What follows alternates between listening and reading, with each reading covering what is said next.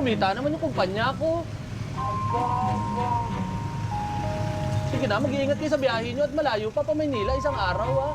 Sir, Ikaw gagawin kita call center.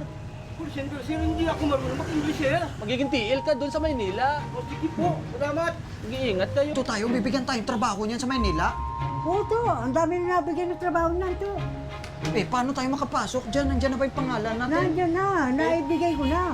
Asan? Patingin. Nasaan yung pangalan namin to? Meg, kayo na yung pinapatawag kayo. Dalawa nga kayo, Meg. Oo. Oo. Ay, boss, pwede magtanong to? Ano maging trabaho namin sa Maynila? Magiging supervisor kayo. Gagawin ko kayo supervisor sa kumpanya. Sigurado ka mag-supervise. Talagang totoong sinabi mo, no?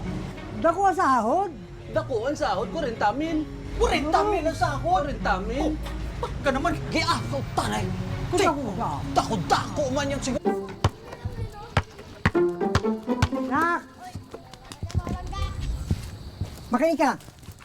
Pupunta muna sa Maynila si Papa magtatrabaho. Ikaw muna mag-isa rito. Ha?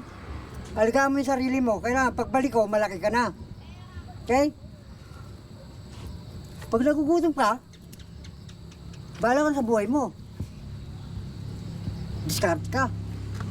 Alam mo naman yun eh. Madiskarte ka naman bata eh.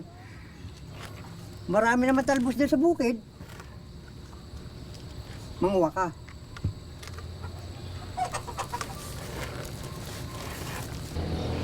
Kiss mo ang pabao mo sa papa mo. Na?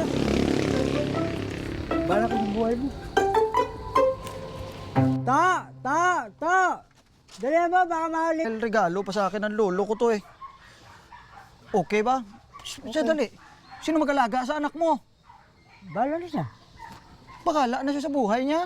Kasi sabi ko sa kanya, pagbalik ko, malaki na siya.